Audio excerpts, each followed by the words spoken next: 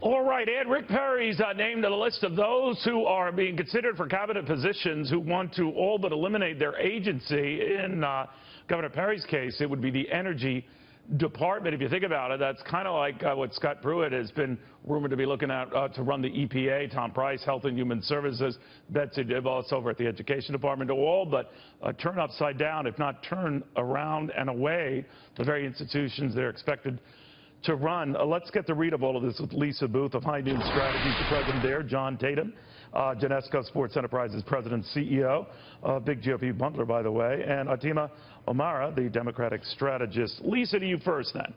What do you make of this? This is a cabinet increasingly filled with people who might have it as their goal eliminating the very departments they're going to oversee. Well, I think it's a positive thing because in a lot of these instances, these departments have exceeded their authority. And you just look at something like the EPA, for instance, which essentially unilaterally and unlawfully moved forward with something like the Clean Power Plan, which was struck down by blocked by the Supreme Court. And you look at just the regulations out of the EPA, which have cost this country hundreds of billions of dollars in regulatory costs and have essentially decimated an entire industry.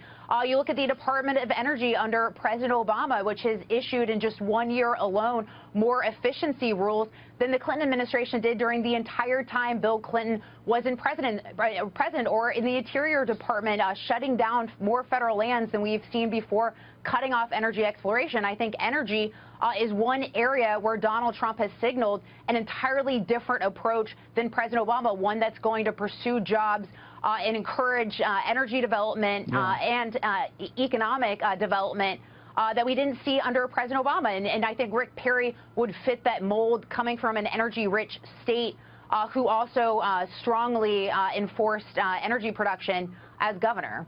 You know, the one thing I do see, John, is that we've had a growth of cabinet positions over the years, from roughly 8 or 9 during the time of John Kennedy to essentially double that now. So I don't know how that happened. Energy obviously became an important issue after the first oil crisis.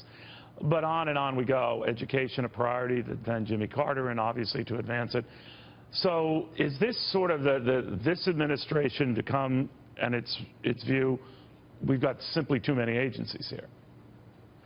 Well, Neil, I don't know if we have too many agencies, but I do know that President-elect Trump is doing an incredible job of bringing in people that are going to change Washington and disrupt the status quo. You take a look at Andy Puzder, bringing in somebody that's hired a lot of people into labor rather than somebody like the current labor secretary who's a bureaucrat. You bring in anybody from Texas, whether it's Rick Perry or, personally, I'd like to see Boone Pickens as the energy secretary, but I don't know if Boone would take that job. But I just love the fact that President-elect Trump, even with Rex Tillerson as Secretary of State potentially, he's bringing in people that are going to change Washington, change the departments for the better. They're business people, they're not bureaucrats. All right, Atima, you're not of that mind. You think that this is, in some cases, the fox guarding the henhouse, right?